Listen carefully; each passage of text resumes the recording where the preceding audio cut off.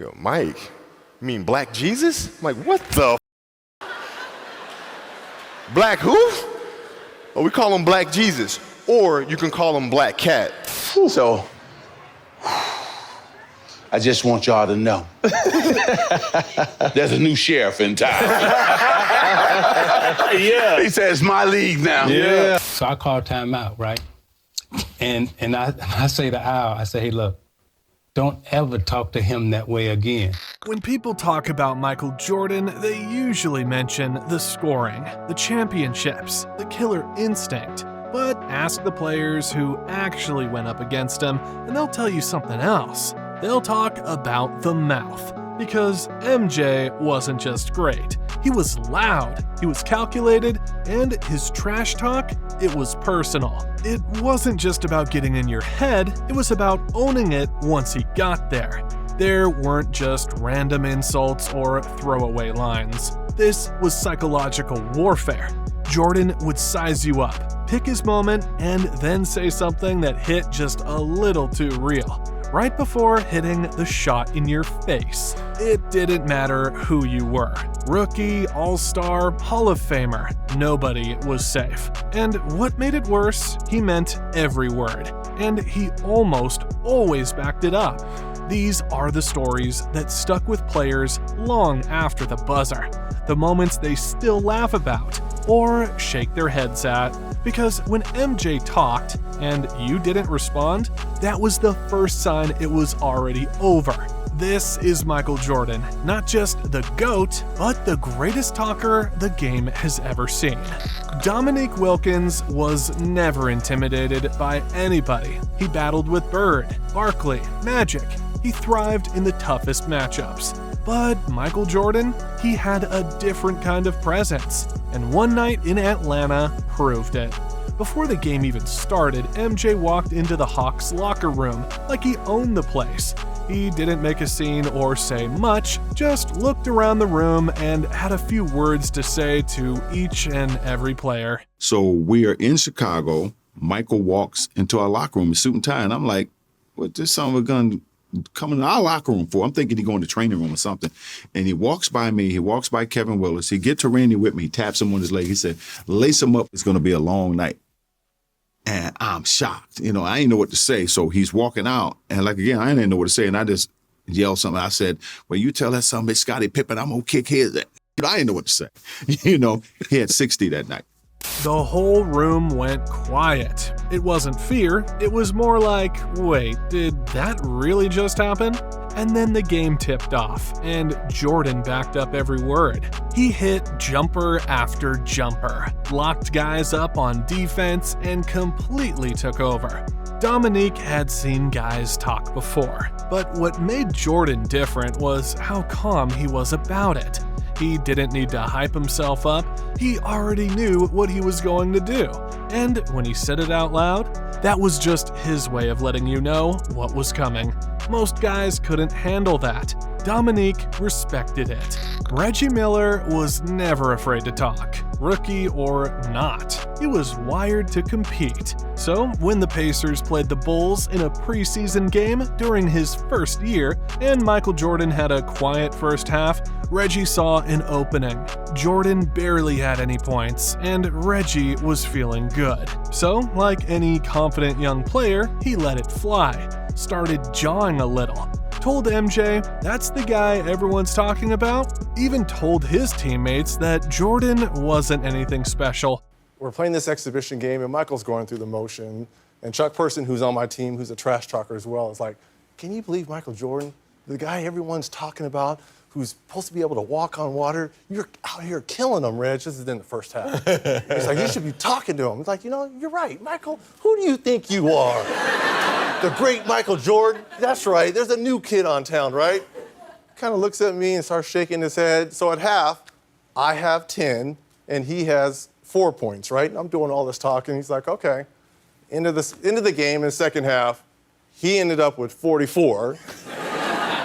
And I ended up with 12. And as he's walking off, he's like, be sure and be careful. You never talk to Black Jesus like that. Okay, I'm so sorry. I'm so sorry, Black Jesus. I'm so sorry. That's when it flipped. MJ didn't say much at first, just kind of looked at Reggie and nodded. But in the second half, he turned it all the way up. Shot after shot. Post-ups, fast breaks, pull-ups, it didn't matter who was guarding him, Jordan started putting on a show. And after every bucket, he stared down Reggie. Didn't even need to say much, just let the game do the talking. By the time it was over, MJ had close to 40, and the message was crystal clear. Reggie would go on to have a legendary career and plenty of trash talk battles, including with MJ. But that moment, that was his wake-up call. He said it best himself. Don't ever trash talk Black Jesus, because once MJ locked in, it was already too late. And Reggie learned that the hard way, before the regular season even started. Before Kobe Bryant ever played against Michael Jordan, he already felt like he knew him, not because of the highlights, but because of the stories. Guys in the league didn't just talk about MJ's game, they talked about how he talked, the way he'd tell you exactly what he was going to do, then do it. The way he'd embarrass you with one sentence and one bucket. Kobe soaked it all in. The older players called him Black Jesus, and it wasn't a joke. That was the level of respect. So when Kobe finally got to face him, he didn't come in wide-eyed. He came in curious. He wanted to see it up close, wanted to feel that edge players talked about. And sure enough, MJ brought it. And I used to work out with the 76ers. I used to ask him, what's it like to guard Mike? You go, Mike? You mean Black Jesus? I'm like, what the? Black who? Oh, we call him Black Jesus. Or you can call him Black Cat. I'm like, I'm gonna call him Mike. That's his name. So the level of fear that he inspired in others was insane. Jordan didn't hold back, even in early matchups. He gave Kobe the full experience, the elbows, the footwork, and the constant talking. But it wasn't just trash for the sake of it. There was a rhythm to it, a lesson inside the jabs. Kobe said those early battles shaped how he approached the game. Not just the physical side, but the mental warfare too. He understood why MJ got in people's heads, because it worked. And once Kobe experienced it himself, he wasn't just chasing Jordan's greatness. He was chasing that edge. Byron Scott had faced Jordan enough times to know what he was capable of, but there was something about the way MJ carried himself, like he already knew how the game was going to play out before it even started. Even when Byron wasn't suiting up, he still felt it. One night, Byron was sidelined with an injury. He wasn't in uniform, just sitting on the bench, watching. But MJ didn't care who was playing or who wasn't. He still made his presence felt. He was coming off a bus, and I had hurt my ankle 2 games prior or something. And he gets off the bus, and he says, B, what's up? I said, what's up, MJ? He said, I heard you ain't playing tonight. I said, nah. He said, what's wrong? I said, my ankle. He said, damn, who gonna guard me? I said, Anthony Peeler. He said, that rookie? 50. This was exactly 50. I said, you gonna give him 50? He said, I was gonna give you 50, but now if it's him. I'm gonna pass it down. He said, I'm gonna give him 50 then. I was like, damn. Jordan came over before tip-off, looked straight at Byron, and told him he was giving the rookie guard, the one taking Byron's minutes, 50 points that night. And he wasn't joking. As soon as the game started, MJ turned it on, went straight at the rookie, possession after possession, fadeaways, mid-range, getting to the rim, smooth, surgical, and completely in control. By the time it was over, he'd dropped 54. Byron couldn't do anything but laugh. Jordan wasn't just about reacting to trash talk. Sometimes he was the one setting the tone, giving you a preview, then delivering the show. that night wasn't personal. It was just MJ being MJ. And if you gave him even the smallest excuse, he'd make sure the whole building remembered it. By the time the Dream Team came together in '92, Magic Johnson was already a legend. He had the rings, the resume, and the leadership. And in those early practices, he still held the crown, at least for a little while. During one scrimmage, Magic was leading his squad, hitting shots, making plays, and, of course, talking. Because when Magic's winning, he's always talking. And that day, most of it was aimed at Michael Jordan.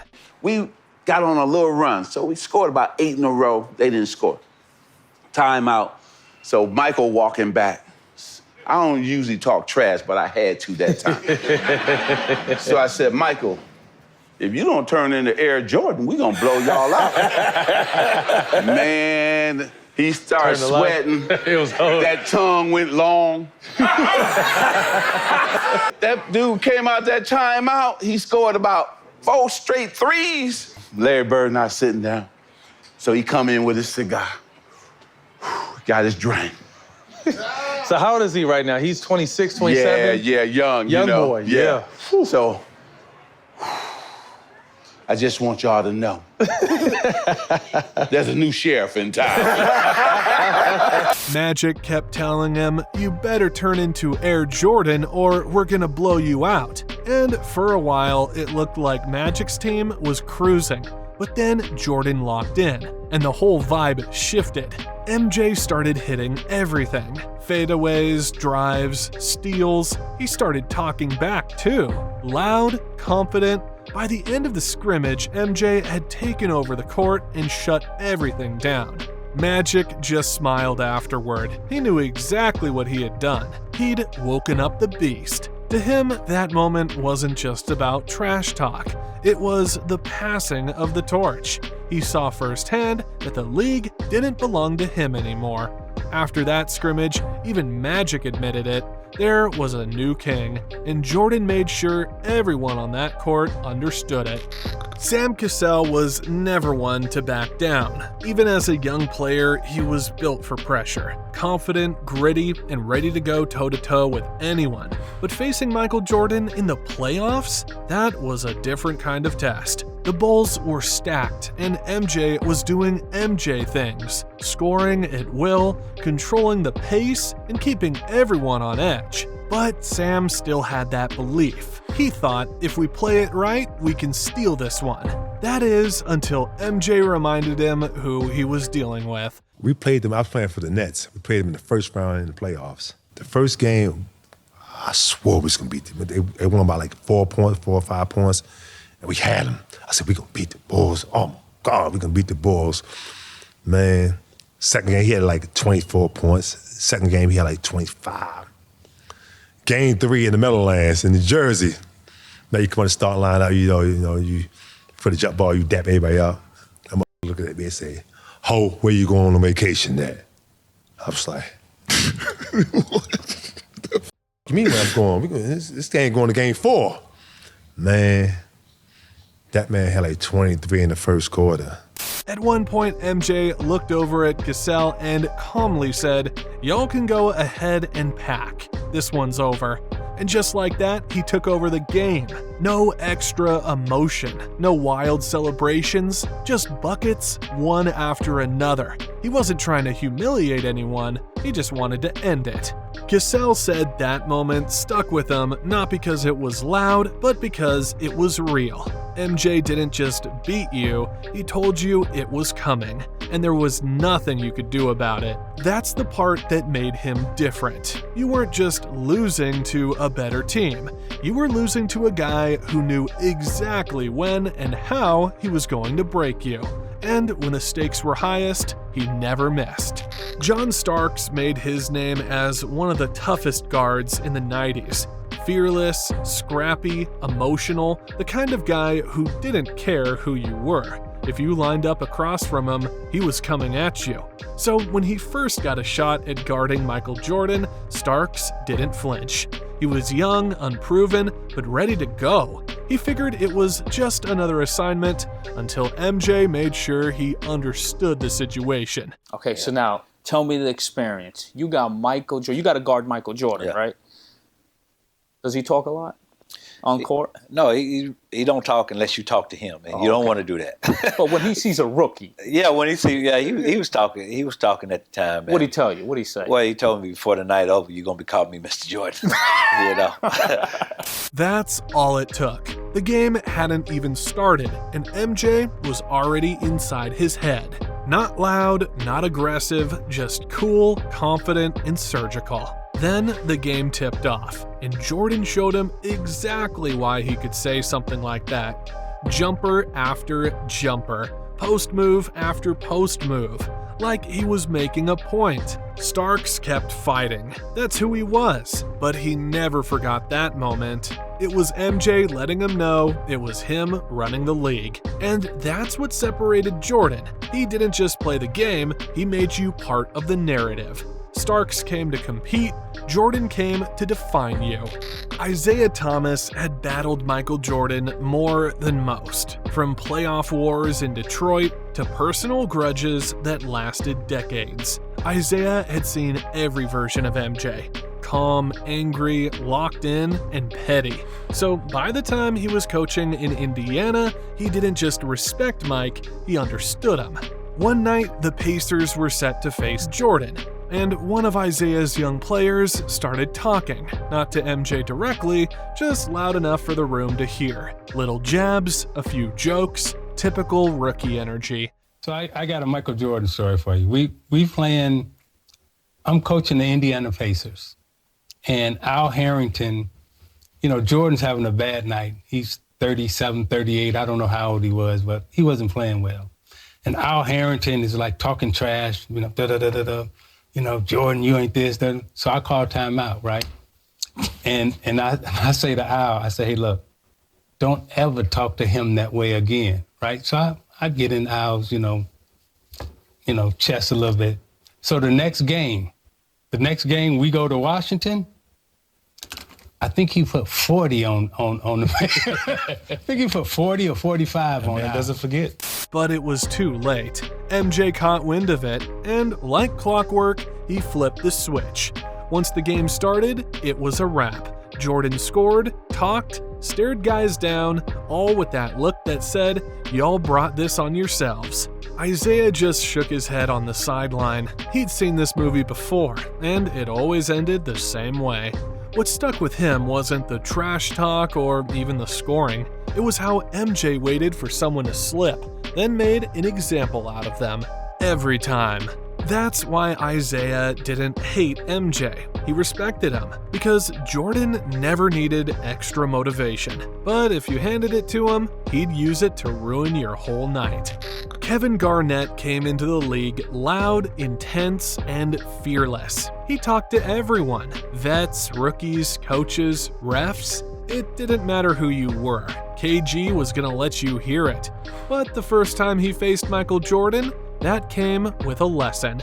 It was Garnett's rookie year, and he was just doing what he always did, hyping up his teammates, talking mid-game, and bringing energy. MJ was on the floor, but KG was too young to think twice about it. Hey, look, Mike, he don't really know how I see him and Mike having a conversation, so he's like, he don't really know he excited, whatever. So now MJ on the back leg joint, when he's leaning on you. Like, is that right? Okay, yeah, huh? I can't even really describe the next 6 to 7 minutes of play, yo. We down 25 now, it was just at 2. Mike had 18, he had 40 now. JR, myself, we ain't scored in about 4 minutes. And I subbed 3 of the starters. It's just finally flipped. It got bad quick, yo. Damn, and next thing you know, we over there like this. That's it. And Mike came down. Okay, young fella, okay, damn, young fella, damn, y'all done? Damn, young fella. Garnett started hyping up his teammate, telling him to keep going at MJ, keep scoring, loud enough for everyone to hear. But what KG didn't realize was Jordan was listening, and that was all he needed. The next few possessions, MJ completely took over. Didn't say much, just scored again and again. Then looked right at KG with that classic Jordan glare, no words needed. After the game, one of the vets pulled KG aside and said, "Don't do that. You don't talk near him. You don't bother him." Garnett never forgot it. It wasn't just that MJ took things personally. It was that he turned little moments, a comment, a glance, a shout from the bench, into fuel. And once he locked in, there was nothing anyone could do but watch. KG kept talking his whole career, just not when MJ was in the building. Shaquille O'Neal had all the tools from day one. Size, power, swagger, and from the moment he stepped into the league, he was expected to dominate. But even with all that confidence, there was one guy who always reminded him where the bar was: Michael Jordan. Shaq didn't just face MJ once or twice. They went at it over several seasons, and no matter how good Shaq got, Jordan always had a way of staying one step ahead mentally. It wasn't just the points MJ scored, it was how he carried himself. He didn't talk trash recklessly. He picked his spots. He waited for the right moment, then struck. I don't know what God looks like. It's like seeing God. Really? Yeah. The stuff that he did on TV, and then you see it in real life, it's like, oh my God, it's really real. Like, he came at me like one of the first players of the game, and in my mind, I was like, I'm not getting dunked on. So I tried to meet him early. Slid by me, I bumped him, and he still did that, and he laid it up off and the crowd went crazy. I was like this guy's real. But it also gave me confidence because he was killing us. One of those early moments stuck with Shaq, when he tried to joke with MJ before a game, and Jordan barely reacted, then dropped buckets while staring him down. But that wasn't a one-off. That was every time they played. Shaq said over the years he learned something different each time they faced off. MJ wasn't trying to outmuscle anyone. He was outthinking them. And if you showed even a glimpse of weakness, he'd take it personally. For Shaq, it wasn't about being scared. It was about recognizing greatness. Because with MJ, it wasn't just one game, one season, or one highlight. It was a standard you couldn't ignore. And for every young star, a challenge you had to rise to.